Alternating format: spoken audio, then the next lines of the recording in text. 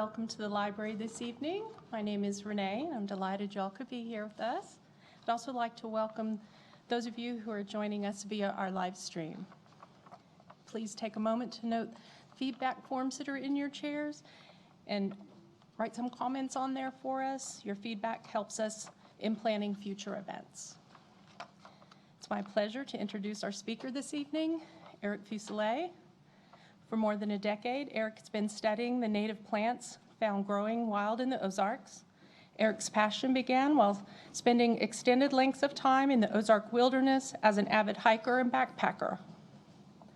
Eventually, Eric was able to put his knowledge of native plants to use in a more professional capacity while working as an environmental scientist for a local civil engineering firm. Eric has been involved in the planning and development of several native plant gardens in Northwest Arkansas and is currently serving as the president of the Ozark chapter of the Arkansas Native Plant Society. With that, help me welcome Eric.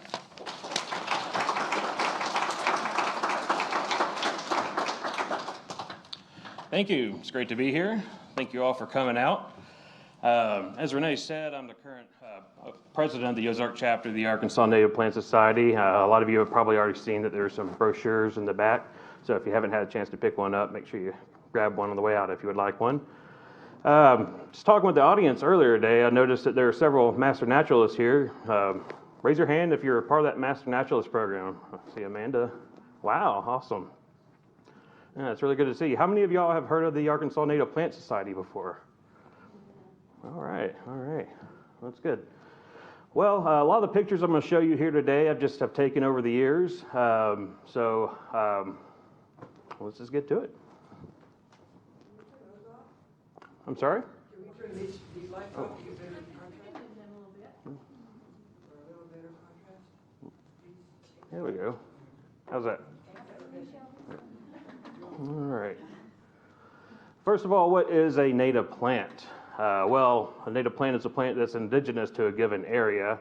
This would include plants that developed, occur naturally, or have existed for many years in an area. But for the sake of this presentation, we're going to say that a native plant is one that was present in Arkansas prior to European settlement in the Ozarks. Sometimes we call ourselves the Arkansas Sauntering Society because we go very slow. And I included this quote here from John Muir. It's one of my favorites. Really important, I think, if you're going to especially study native plants, is to slow down. I've done talks before, one of them for the Ozark Society, and I've been told that when they go hiking, they like to hike pretty fast. They're trying to get to a particular destination. But for us, like, you could show up an hour late, and we're maybe 200 feet down the trail. So it's not hard to find us. We tend to get distracted by a lot just at the trailhead. And when I talk about the different range of a species of plants, keep in mind I'm talking about the entire Ozark region. So if I say, the southern third of the Ozarks, we're talking about the Arkansas Ozarks. The Ozarks, as many of you probably know, extend well into Missouri. So first, start with the category of spring ephemerals. These are wildflowers that bloom before the early spring, before the leaves start leafing out, or the trees start leafing out. And they're taking advantage of the sunlight that's still reaching the forest floor that time of year. And so they come and they go really quickly, hence the name ephemeral. And I start off with my very favorite. This is really what got me into plant identification. It's the dwarf crested iris. This is one of the first ones you'll see bloom. You'll find it on rocky slopes, sandy soil. Now, depending on the pH of the soil, it can either be closer to white or it can be a very deep blue color. And it's found in the southeastern and southern tips of the Ozarks. Another spring ephemeral, spring beauties. These bloom. These are one of the first ones you'll see blooming too. One way you can recognize this one is have 5 petals on the flowers, and they'll have these red to pink stripes on each petal. And from a little bit of a distance, it can even give the flower like a pinkish color. But if you look up close, you'll notice it's white with red and pink stripes along the petals. So a lady was wondering about the medicinal or edibility of the plants. This is one that the entire plant, above and underground, is edible. Flavor is not that great, but the underground corms, if you bake them, they taste a little better. But they're really hard to trace, especially through our rocky Ozark soil. So you really want to make sure you got the right corm before you eat it. Rue anemone. This is another one that's one of the first ones that you'll see. When the leaves are young, they'll be a redder color, maroon, and then they'll turn more of a green. This one's found throughout the Ozarks. There is a false rue anemone. The way you tell the difference between this species and the false rue anemone is this one will have a whorl of leaves underneath the flower.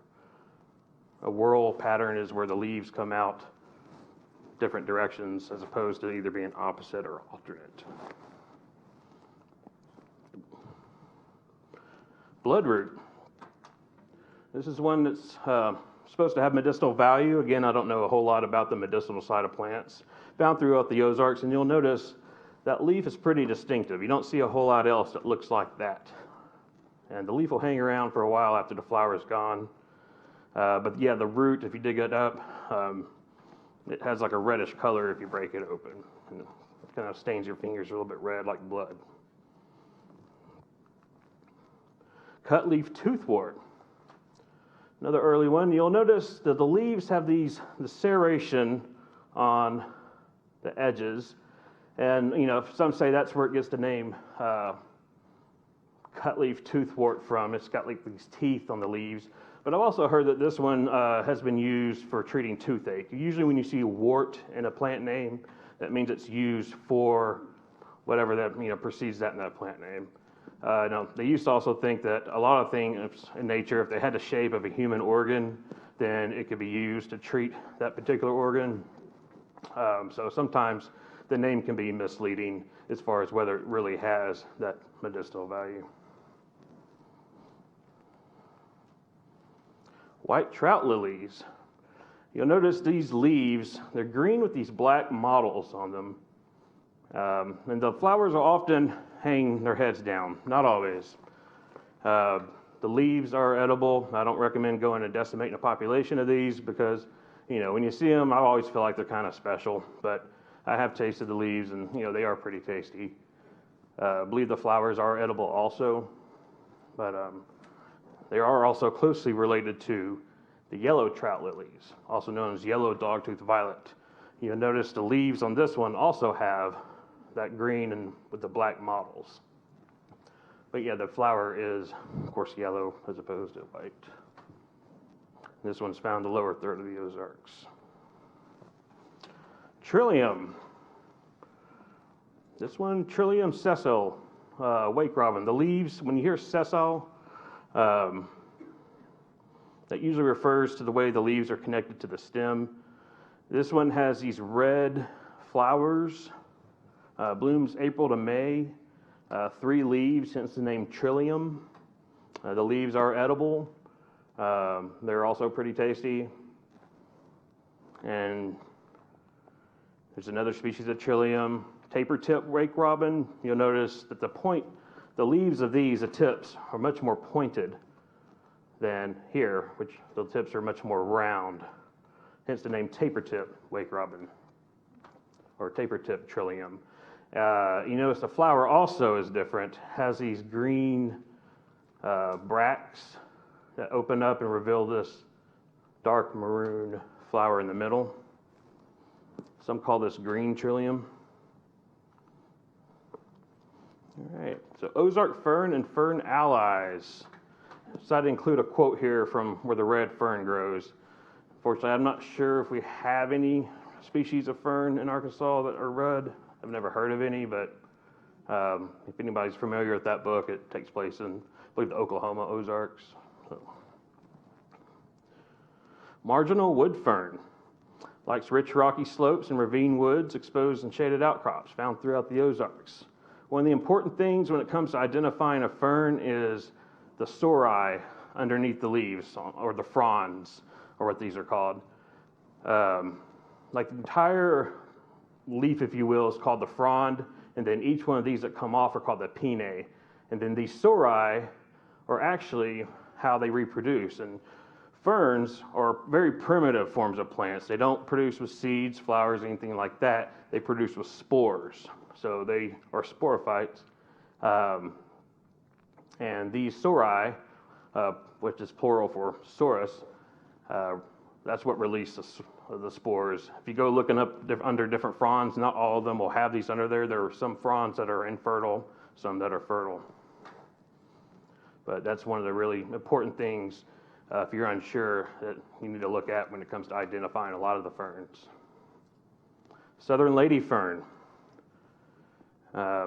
Reason they call this southern lady fern is because they said that the tip of it is kind of elegant, like a southern lady, where it just kind of slowly tapers to a point. Northern maidenhair fern as opposed to southern maidenhair fern. This one is one of my favorites because the way the fronds come off the stem, it kind of forms this little ring, or, reminds me of something like a maiden would wear on her head.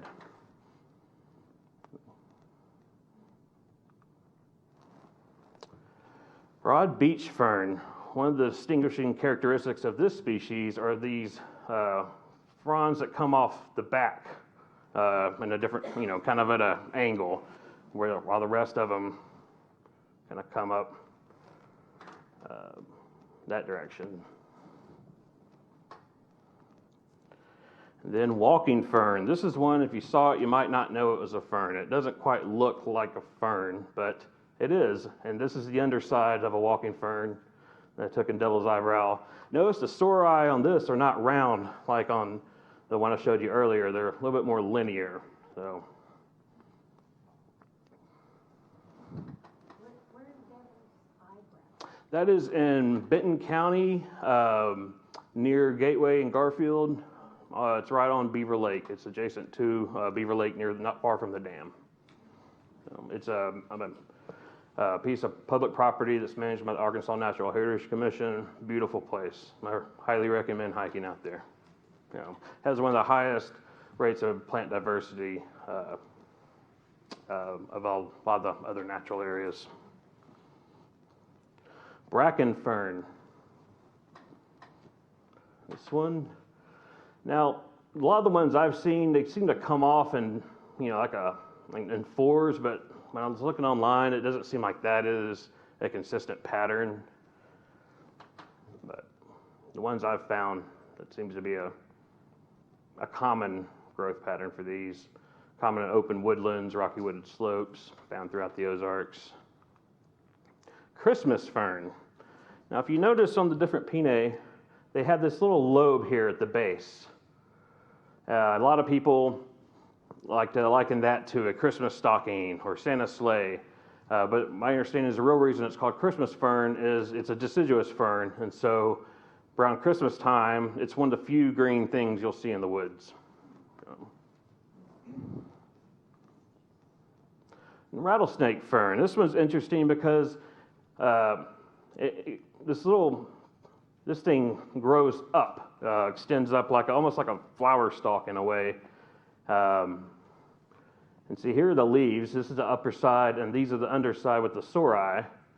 And then it has this thing, which I believe is another fertile frond. This one I just saw for the first time a few weeks ago when I was hiking with Eric Hunt and Nate Weston from the Beaver Watershed Alliance. And then this is more of a fern ally. What they call fern allies are similar to ferns. They're, reproduce with spores. Some are vascular, some non-vascular, but this is juniper moss. It looks like tiny trees. I really enjoy this one. So how big am I looking at? Like an inch high? Yeah, something like that. Real small. This is like on my macro setting on my camera. Yeah. So it would be nice to be a little gnome or something walking through there like a forest, but. All right, so these are some plants that you're going to find more likely in open areas, fields, prairies. Some of them you'll also find in glades. I have a different section where I'll talk about glade plants, but I do understand there's some overlap between this section and the glade segment. This is a really common one you'll see, big blue stem, common in tall grass prairies. The reason we have it a lot here in northwest Arkansas is because we're right on the edge of the eastern forest ecoregion and the Great Plains ecoregion. So in a lot of the open areas, we do get a lot of species from the tall grass prairies that come in and fill in those areas. So it's kind of like we have a nice mix between east and west here. They also call this turkey foot because you can see the seed head. Looks kind of like a turkey foot, they say. Common in upland prairies, open woods. Switchgrass. This is a type of panicum, which panicum grasses, the seed heads, to me they look like fireworks. You know, they're kind of exploding. Here's a big clump of it out at Woolsey Wet Prairie on the west side of Fayetteville, and it had all gone to seed. This was last August I took that, and I don't know, these little tiny seeds on the end of that large seed head. Indian grass. It's another photo from Woolsey Wet Prairie. It's another common one. Also seem to see this a lot on roadsides, at least around where I live in northeast Benton County. Yeah. Unfortunately, it's not, though. Swordgastrum, I believe, is the same. Oh, no, maybe not. I'm trying to think of what the genus for Johnson grass is. It's something similar to that. I don't want to say it is without checking myself on that. But, do what? Its genus is undesirable. Right. Yeah, Johnson grass, that one, that can be kind of noxious. So, and purple coneflower, this is one that, you'll likely see in glades also. In bloom May to October, found throughout the Ozarks. Echinacea purpurea, also known for its medicinal properties, its roots. I'm not sure, somebody might know more about that than me. And purple passion flower. This is one of my favorite wild edibles. I love the passion fruits that come off of these things. And the flower, oh man, look at that. I mean, it looks like something that, belongs in more of a tropical region. We have a few other species of passion flower here, but this is probably the most common one that you'll run into. The leaves will have these 3 lobes that come off. It's a vine. Sometimes you'll see it just sprawling out over like an open area. Sometimes you'll see it kind of growing up other things that are on like the edge of a prairie or open area. Have you eaten that? Oh, yes. It's delicious. Yeah, the seeds, it's got like this gelatinous stuff around the seed. I usually just kind of suck it off and then, spit the seeds out, and I save the seeds and plant them somewhere. But some people I've heard to just crunch on the seeds. That doesn't sound very appetizing to me. But, they're really tasty. And this is a really fun one, sensitive briar. This one reacts to touch. So you'll see here, and this one is in bloom right now. You're likely to see it around here. But here are the leaves before I touch them, and here they are afterwards. They close up. So this is Mimosa natalii. And I took these pictures actually this last weekend. Even though this picture was taken down in central Arkansas, this is a real common one up here in the Ozarks as well. And the flower, I think, is really cool, too. It's these pink little strings or strands with these little yellow tips. So I tried to get a video of the leaves closing up, but my hand I couldn't get it all. Looked at what I got, and it wasn't great. And then bone set. This is not the more common one you'll see. The more common bone set, Eupatorium perfoliatum, has leaves that are what's called perfoliator. It's like the stem kind of grows through the base of the leaf, and the base of the leaf wraps around the stem.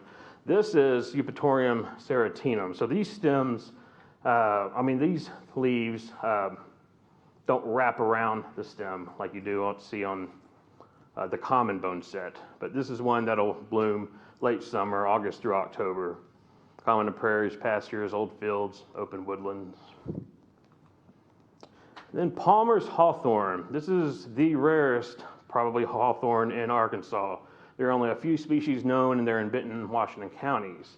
This one is at Woolsey Wet Prairie on the west side of Fayetteville. And this is the tree, actually, when you pull up to the parking area, if any of you have ever been there, it's right to your left. Palmer's hawthorn. In the state, it is given a ranking of S1, extremely rare. Outside of our state, it's more common. So it's given a global ranking of G4. so it's pretty secure. But yeah, I think there are like 11 or more specimens of that at Woolsey Wet Prairie alone. So. And then wild strawberries. This is taken from our yard. It's like my wife and little girl just walked in. So yeah, these will grow they'll spread and grow. Yeah, they're in flower now. They've been in flower for a few weeks, found throughout the Ozarks, and then they produce these little tiny strawberries that pack all the flavor of a store-bought strawberry, if not more. It's like you take a regular store-bought strawberry and you concentrate it all down into small little fruit. They're tasty. And this is my older daughter who couldn't be here tonight, but she's in our yard eating them. I'm glad she wasn't here because she might not be very happy with me if she knows sharing that. She's 12 now. I think she was like 9 in this picture. So. All right. So I'm going to get into some forest plants. Shooting star. This is one of my favorites, and I almost included this with the spring ephemerals because it technically is one, but I decided to include it with the forest plant. This is it in flower. You can see how it looks like a shooting star. Yeah, this is the fruit. Took this just a few weeks ago out at Devil's Eyebrow. This is not the French's shooting star, which is extremely rare, one of the rarest plants in Arkansas. French's shooting star is interesting. They think it might be a remnant of a past climate where, because they only find it at certain elevations, above certain elevations. And so they think that it was all over the place at one point in time, and then when the oceans rose, there was a lot of water that killed off the other populations, and when those receded, it left behind these pockets of populations in different places. But not very, I mean, it's very rare, very rare. Not this one, but the French's shooting star. This one is much more common. World milkweed. Remember I talked earlier about the world leaf pattern? That's how this gets its name. This is one of the milkweeds that you'll see in shady areas like woods, forests. So here are the flowers up here. And violet wood sorrel, another fun one. Leaves are delicious. It's related to the shamrocks. You'll notice if you can see the leaves in here, they basically look like shamrocks or clovers. Are those the ones that get really dark red or no? Yeah, they will get dark red whenever and the undersides are often red while the tops will be green. But then whenever they start to reach into their life cycle, like around now, they'll start to the leaves will turn more of a red color.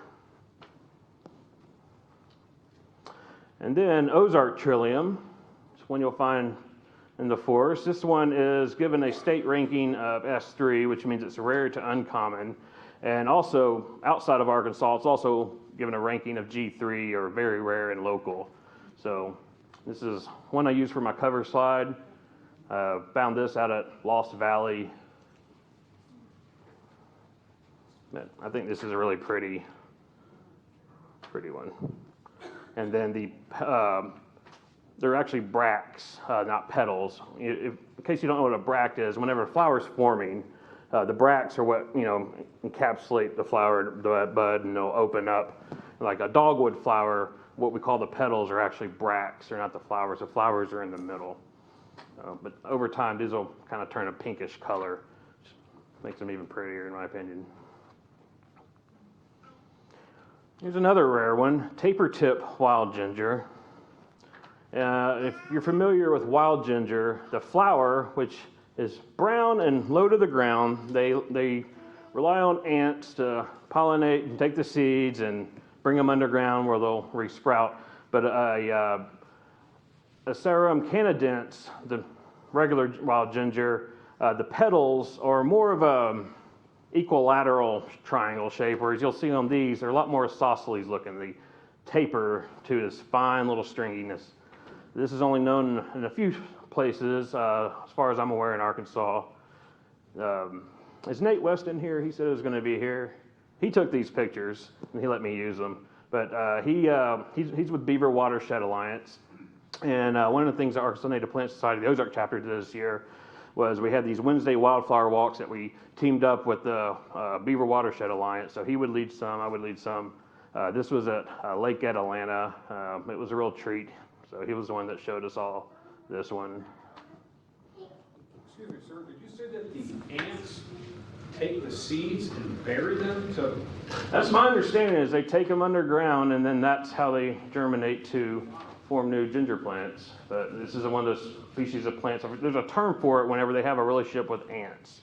Can't honestly remember the term. I'd have to look that up. Symbiotic relationship? Right, a symbiotic relationship, but there's a specific term for a symbiotic relationship with ants, I guess. I just can't remember that one. And Ozark chinkapin. This is one that used to be all over the place.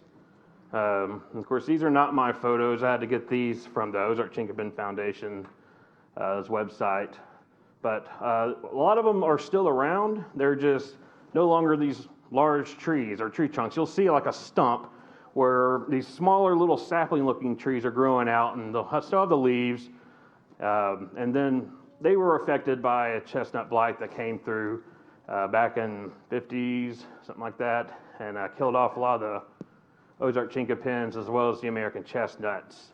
That blight still affects them today. They still, they'll grow these saplings out of the roots that were left behind. The blight only affects the above ground portion, and eventually those little saplings will die back down, and then but the roots from these older trees are still underground, still struggling to stay alive. Exactly, yes. If you join it, they'll send you, awesome. Yeah, they're breeding blight-resistant strains of these. So if you join the foundation, they'll send you so many seeds a year, and then every year they take the ones that seem to be the most resistant to the blight and just try to give them out to their members so that they can bring back the Ozark chinkapin. But yeah, it produces these chestnuts. A lot of what we seem to see, some people see like a Chinese chestnut, which is a landscape tree that gets planted commonly, and they'll be excited. Oh, I found an Ozark chinkapin. It happened to me one time. Found out, no, it's just a Chinese chestnut. But do what? Okay, I did not know that. That's what brought the blight. Gotcha. Interesting. Another reason to, go native, right? Here's another rare one. In Arkansas, it's given a S1 or S2 rating, which means extremely rare to very rare. It's the sharp-lobed hepatica. It's a little more common outside of Arkansas, or a lot more common, I should say, since it's given a G5, which is one of the best ratings you can get. But you'll notice the leaves, they're all kind of fused together towards the base. There's another really common hepatica called round-lobed hepatica, and the tips of each of those lobes are much more round, whereas these are pointed. The round-lobed hepatica is pretty common. These I've run into in several different locations, usually around the Buffalo River, it seems like, Indian Creek, Lost Valley, Smith Creek. Yes, ma'am? How big is that flower? Oh, the flowers are maybe that big around. One flower would be that big around when it's in bloom. And false hellebore. This one is another one that's rare to uncommon in Arkansas. Much more common though outside of Arkansas. This one I saw at Lost Valley. I didn't get to get a picture of the flower, but it blooms July through September. I took this picture in April. But looks similar to the hellebore plants that people plant in their yards and gardens. And then sand phlox, also called cleft phlox, because it has this cleft at the tip of the petal. It's one of the other phloxes that you'll see. This one I saw at Lost Valley. Usually it's white, but it can be, I believe, a purplish color, if I'm not mistaken. More common outside of Arkansas. And this is one that I got to give props to my wife, because we were hiking out at Hurricane Creek Wilderness area, and we were done with our hike and hiking back. This is an endemic plant, meaning it doesn't grow outside of Arkansas. It's an Arkansas endemic. And she stops like, hey, look at this. This is a really pretty flower. And I was ready to get back to the car, I was like, oh, I'm going to walk back there. Okay, I'll snap some shots. Well, snap some shots, put pictures on Facebook. And I had a Facebook friend who just was doing her master's thesis on this plant and Ozark spiderwort, another rare plant here in Arkansas. And she recognized that this was Morris delphinium. It was like I had no idea what I had at that time. And there's, it's a delphinium like a lot of the other larkspurs. One thing that separates this from the other larkspurs is how these flowers, they grow off the central stem and then they kind of spike out. And this one, it can get pretty tall too. So where did you see about the spiderwort? They're related to the spider? Oh, no, the friend that identified this from my pictures was doing her master's thesis on this species and Ozark spiderwort. So she knows it pretty well. So. And this is an interesting one. It is a plant, but it lacks chlorophyll. Anybody want to take a guess over how it produces its food if it lacks chlorophyll? Yes, sir. Mycorrhizal yes, ma'am. relationship with some fungi? Yeah, it's parasitic. Yeah, it's a parasite. Yeah. But yeah, it's called Indian pipe or ghost pipe, and this is one where it's kind of linking, when it grows, it kind of comes up and the head is kind of bent down, but then it'll kind of come up upright itself, and it, it looks a lot more like a pipe at that point. But Ozark Glades. Who here has heard of Ozark Glades or knows what a glade is? Amanda? You want to tell us, or? That's okay. Sorry, I didn't mean to put you on the spot. Basically, the glade is an area with thin soil. Bedrock is very close to the soil surface, and so there's not a whole lot that can grow there. And so they tend to remain these open areas. But depending on the type of bedrock, if it's, say, sandstone, it's going to have a lower pH soil. If it's dolomite or limestone bedrock, it's going to have a higher pH soil. And that affects the plant communities that will grow there.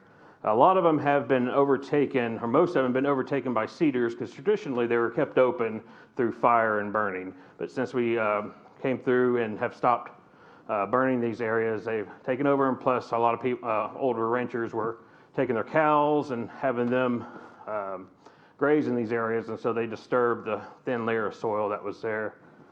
So there are very few open glades left compared to what used to be here. But a common glade flower, well, this one is not hugely common. It is our rarest of the echinaceas or coneflowers, yellow coneflower, Echinacea paradoxa. The paradox is that it's yellow and not purple. But you'll commonly see it growing in glades. Pale purple passion flower, Echinacea pallida.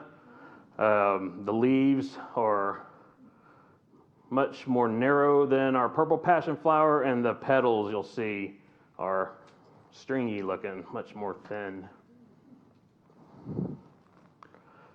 Prickly pear, eastern prickly pear. This is another one that you'll see often in glades. I made the mistake when I was a kid growing up of picking one of these up, and I'm guessing there must be tiny little needles in between the bigger ones because my hands were covered in them, and I remember my dad having to take tweezers and just pick them out, and it was a nightmare. You can eat those. Yes, you can. I believe you can scrape off the skin and eat the pads or the cacti, and the fruit is also edible. You can also burn them with a match. Oh, that's good to know. Yeah, interesting.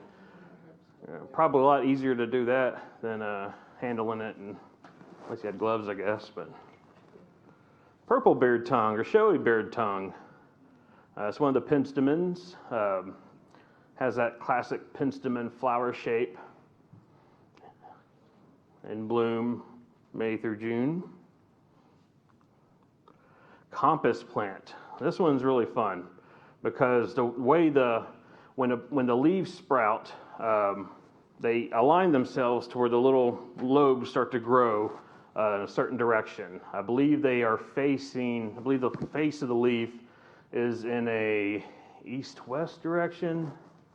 I'm gonna have to go back and look at that, but they used to use these to kind of tell the direction. It's not 100% accurate, but it's more of like a general thing, and it produces these really tall yellow flowers July through September, later in the summer. But this is one that was found on a glade, Devil's Eyebrow. And Indian paintbrush, another one that's common on glades. I mean, you'll see it in prairies also, in fields, found throughout the Ozarks. And rattlesnake master. Who here is familiar with the plant yucca? Okay, and this one you'll notice the species name is yuccafolium because the leaves kind of resemble yucca leaves. But this is one that pollinators love. If you plant this in your yard, pollinators will be very happy. Is that the mature flower that we're looking at? Yes, yep. It is. Really pretty flower, I think.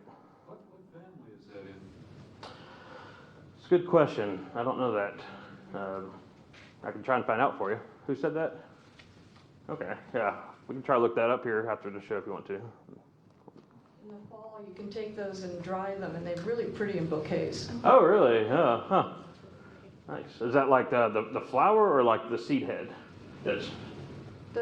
Well, you just take the whole stem and stick it in a vase with other live flowers. Okay, cool. Dry Yeah. flowers, whatever. It produces a lot of different Yes. flower heads. So. Strange shapes. It's wonderful. And there's a certain moth that is dependent on this species. I believe it's the larva maybe in the roots or something, but the yucca, I forget the name of that moth. Butterfly milkweed.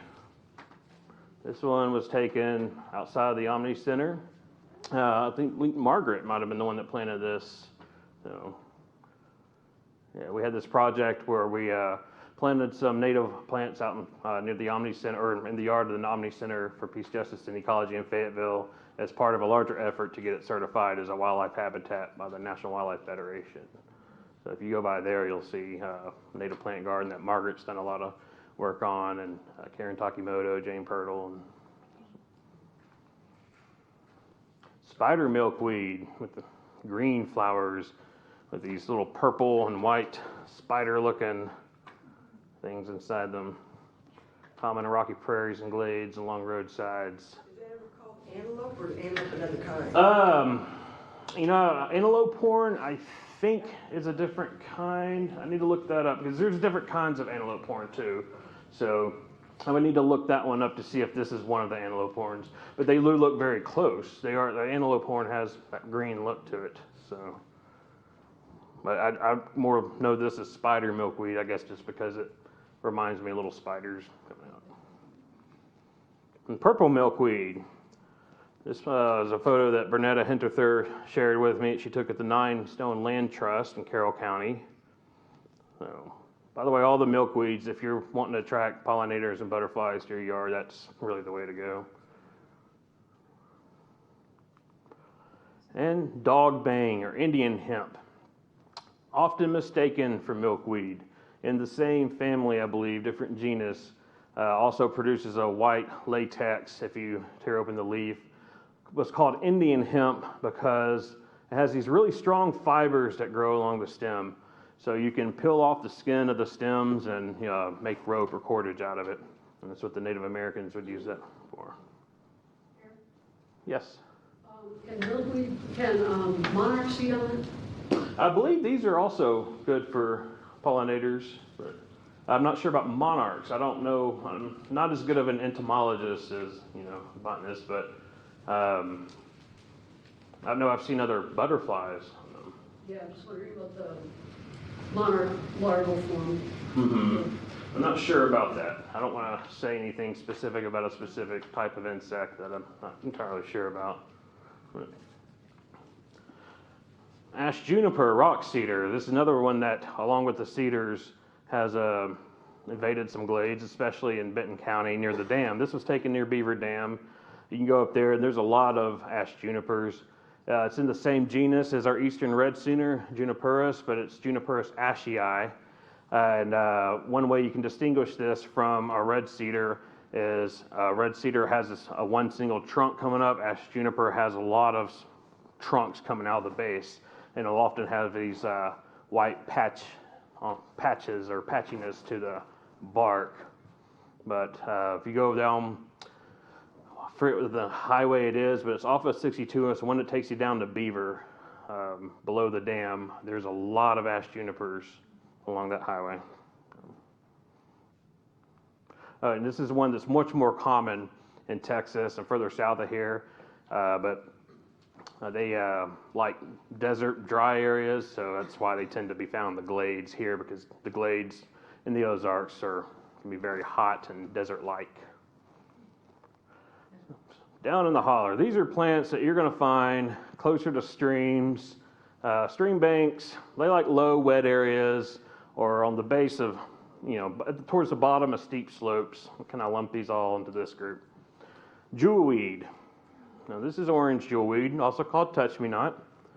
The reason they call it jewelweed, if you take a leaf and you hold it underwater, it has this hydrophobic type thing on it to where it'll repel the water and kind of creates like a little shimmer, especially if you rock it back and forth. It kind of creates like a silvery shimmer across it. Really interesting. In bloom May through October. We have Impatiens capensis, which is this orange jewelweed. And then there's this other one, this yellow jewelweed, Impatiens pallida, also in bloom from the same time. Leaves look the same, but the flowers are yellow as opposed to orange. The reason they call it touch-me-not is because the seeds, when you try to touch them, the way that they disperse themselves is they explode. And so when I worked at the Ozark Natural Science Center, it's one of the things the kids loved doing was touching all the seeds and watching them explode, helping them spread. So it is very fun. And is it jewelweed, or is all jewelweed the antidote to poison ivy? That's what I've heard. I'm not allergic to poison ivy, so I've never been able to test that. And I've heard it's also good for other skin irritations. Like the stem has this like really juicy liquid in there. Some people just break it off and rub it on. I have tested it with stinging nettle, and it seemed to work. It soothed it. What some people will do is they'll collect it, puree it, and then freeze it in like ice cube trays. And if they get poison ivy, take an ice cube, or some people make it into soap or something like that. So. They grow the same area, in the same area. I know, yeah. It seems like I see them often next to the stinging nettles, or especially along Hurricane Creek. But Nature is secret. yeah, the antidote and the poison right there next to each other, right? And this one, dodder vine, is another one of those plants that lacks chlorophyll. It's another parasite. This is this yellow vine that you see, and it pretty much just gets its food off of whatever it's growing on. It likes low, wet woods, areas, edges of streams. This was out at Woolsey Wet Prairie, so it was a more open area, but it was along the edge of a wet little depression. What? What are we looking at? I mean, It's this yellow vine here. It's hard to get a picture. It's kind of far away too, but. It doesn't have leaves? No. It doesn't have chlorophyll, so it has no need for leaves. It's just this yellow. Here it is down here. Yeah, sorry, it's mixed in with all this other stuff, but that's what it's parasitic and growing upon. Swamp milkweed. So the milkweed that likes the low, wet areas. You can grow this at home, but you'll just need to water it a little more often.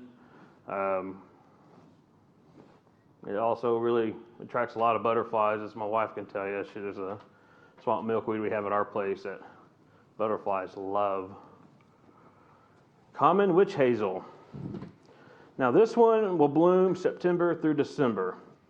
And the flowers have these little yellow stringy looking parts to them.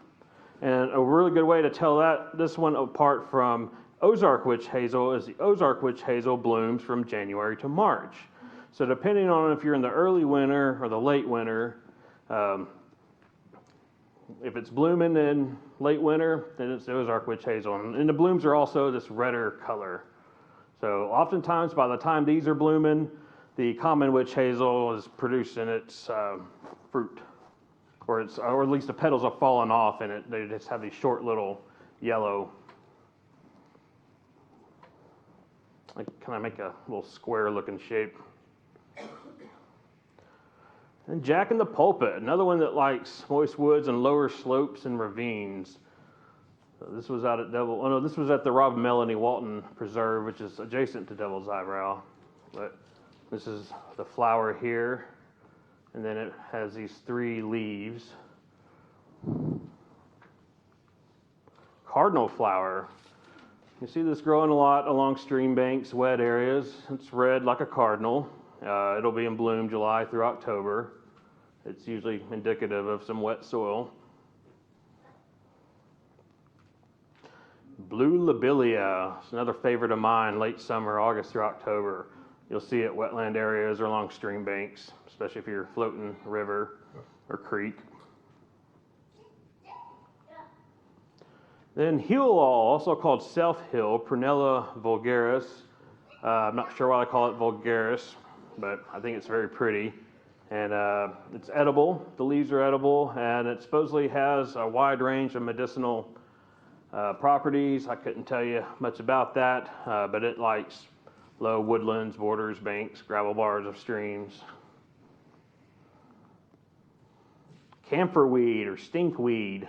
This has a very camphor-y smell. Like if you're familiar with what a beaver smells like, that camphor, this produces that, and it's you'll often know if you're in a patch of it or stepping on some if it's low growing. But this one's pretty tall, and it was growing out at Woolsey Wet Prairie. And then blue flag iris. This was out at Wilson Springs Preserve. Bernetta took this picture. This is just right behind the Sam's Club on Highway 112, right by the interstate. So this is a iris that grows in really wet soil, really wet areas. Buttonbush.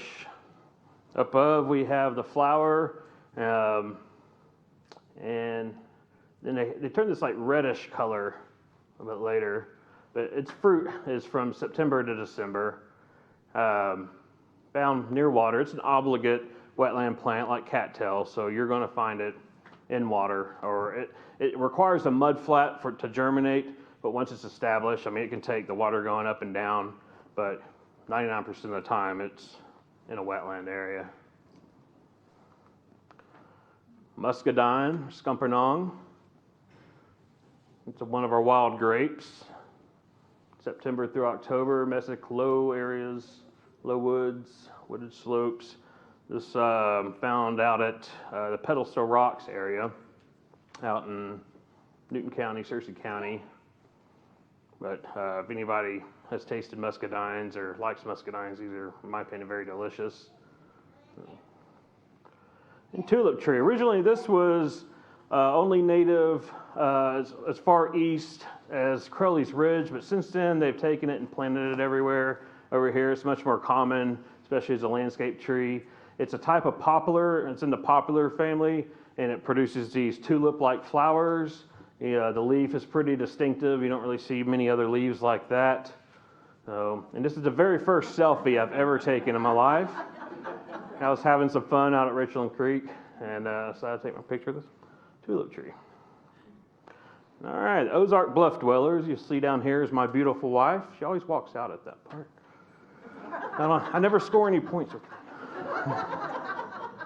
So we were hiking out at Step Creek a few years back, and these are going to be plants that like growing along bluffs or cliff edges, that kind of thing, like this yellow pimpernel.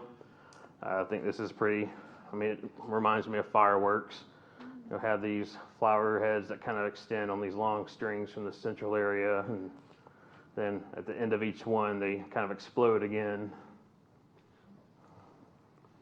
And this is yellow honeysuckle, one of our native honeysuckles, unlike the Japanese honeysuckle or the bush honeysuckle, which are both invasive. Interesting fact about bush honeysuckle is that it's actually endangered in Asia, where it's originally from. So it's like sending it all back, you know. We have plenty of it. But this is a pretty one, I think. A lot of the native honeysuckles have a very different leaf pattern than the other honeysuckles, where they tend to grow around the stem or the vine. This is a pretty common one. This one, much more rare. I was hiking with Eric Hunt from the Arkansas Native Plant Society and Nate Weston a few weekends ago. And Theo Witzel just found this grape honeysuckle specimen out at Lake Leatherwood not too long ago, a few weeks back. And I was hiking with Eric Hunt. Eric Hunt had, the wherewithal to text Theo Witzel some pictures of this, and this appears to be one of the other few specimens of grape honeysuckle in Arkansas, Lonicera reticulata. The leaves are they look like they're much more round from the specimens I've seen. There is some thinking along the lines of that they had some in the herbarium, but a lot of it was misclassified as Lonicera flava. So they're kind of taking a closer look at the herbarium specimens that have already been collected. But this is one that this was out at the Robin Melanie Wildlife Preserve, or Robin Melanie Walton Nature Preserve in Benton County. That likes growing along. They seem to like calcareous bluffs, like dolomite and limestone bluffs. And columbine. It's pretty common one you'll see, but it seems to also like growing over the edge of bluffs and rock overhangs. And purple stem cliff break. This is another one of those ferns. So it's got this dark stem here. It looks a little more ferny than some other ferns, like that walking fern, and wild hydrangeas. One thing that's interesting about these is it has these false flowers on the edges. The real flowers are here in the middle, and these false flowers are really just meant to attract pollinators. They bring the pollinators in because they're much more visible, and then here's the real stuff here. And smooth rock cress. I believe this is in the Brassica family, so it has this typical Brassica seed pod. Another one that this leaf is, I believe this would be a good example of maybe more clasping than profoliate. And here's my other little chinkapin. She was here tonight. I just figure I'm not a good dad if I don't show her off too, so I don't want to exclude anybody. But she likes to go hiking. She can already ID 5 different species of wildflowers. She's a budding naturalist. And I would also be remiss as a president of the Ozark chapter of Native Plant Society if I didn't give a plug for the organization. One of the things we do is we go hiking. This was actually from the very first hike I ever took with the Native Plant Society out at Devil's Eyebrow. It was the day after that natural area opened, and Theo Witzel led a plant hike out there. This is a photo from Lake Atalanta. This is Nate Weston talking to a group of people, and I believe he was showing them a snake at that point, but that was a good hike out Lake Atalanta. We were having those every Wednesday in April and May. We'll have them again next spring also. They usually last 6 p.m. to dark. They started off with Bob Morgan. He would do Wednesdays on the greenways, and it would be on the trails in Fayetteville. But we found out that on the bike trails in Fayetteville, it's mostly just bush honeysuckle everywhere. So we decided to expand it outside the greenways, and so Nate came up with the name of Wednesday Wildflower Walk. And so we were starting to do some in Washington and Benton counties to kind of get, in some Bella Vista, Rogers, Fayetteville, just kind of allow some variety. And here's a hike that we took that Kent Bonner led. This was spring of last year near the Piney River. So you'll get to, if you come along with us, sometimes you get to meet really interesting people like Kent Bonner. So here's a photo I got to take with him. He's one of my idols, so that was a fun hike. And here's a list of plant field guides. Some of them are back there on the table, but here's a list of other additional ones if you want to learn more about the flora of the Ozarks. Some of them cover areas outside the Ozarks in Arkansas, like Arkansas wildflowers. But and if anybody wants this afterwards, or somebody trying to take a picture, so I'll let you take a photo of it. If I forget, we don't write things down anymore. We take photos. Yes, ma'am. If you do go on the wildflower walk, are you allowed to bring your dog with you? Yeah, as long as it's at one of the trails where that's allowed. So we're kind of, we're kind of restricted by where we're going. So, but yeah, we've had some that have had dogs along. So, yeah, and they're free. Our hikes are always free and open to the public. We want to encourage people to come out. So, we post events on our Facebook page, and then the website, which there's information about those two back there.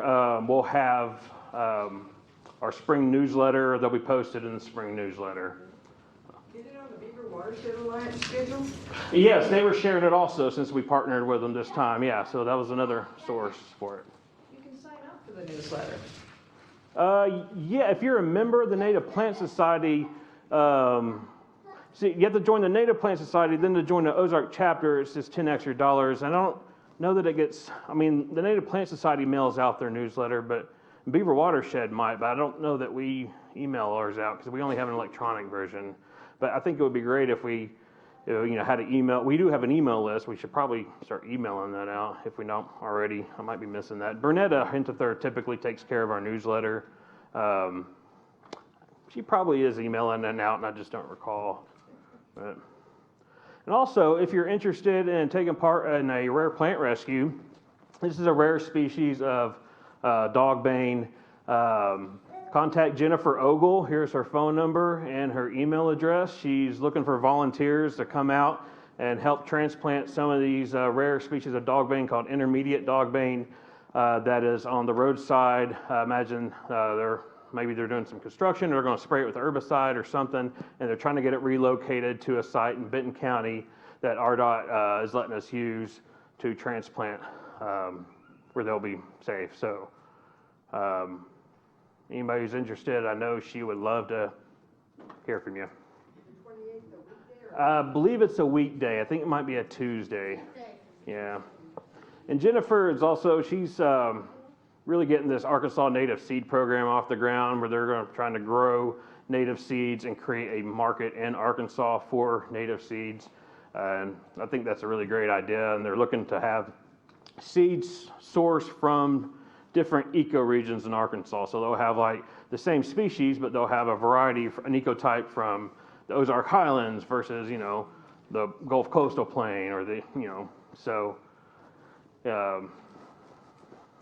it's another program that I know she's done some speaking about, and I know she would love to tell you a lot more about it. So now I'll just open it up to questions. Did you say you were going to give another talk about landscaping? Yeah, at Hobbs State Park on July 21st. Be given, it's at 1 or 2. I know there'll be something on the internet about it before too long. And yeah, there'll be more on gardening and landscaping with native plants. And then the day before that, the Springdale Library, I'll be giving the same talk. So, July 20th. And then be giving it again at the Bentonville Library in September. Source for native plants. Well, there's a lot of native plant sales that happen in this area. One thing, the Northwest Arkansas Master Naturalists have a native plant nursery, and they'll have several sales throughout the spring. This lady, Rose, in front of you, I know she could tell you a lot more about it, or you can go to their website. I think they create Facebook events also. But the farmer's market has wild streak native plants. They often sell at the farmer's market. There's Ozark native plants. They'll sell at different areas. If you check their websites out or Facebook pages, you can find information on where they'll be selling it. Compton Gardens has a native plant sale every year. Eureka Springs has a native plant fair in the spring where they'll usually have a lot of native plants for sale. The Botanical Garden of the Ozarks always has one in early May. Yep, that's right. Yeah, it's more of just getting on the internet and really trying to find out where they're happening. And I try to share them I manage the Ozark chapter of the Native Plant Society's Facebook page. And so when I hear about them, I'll usually share them on the Facebook page. So if you're on Facebook, if you like our page, that would be one way to find out about things going on. All right. Thank you.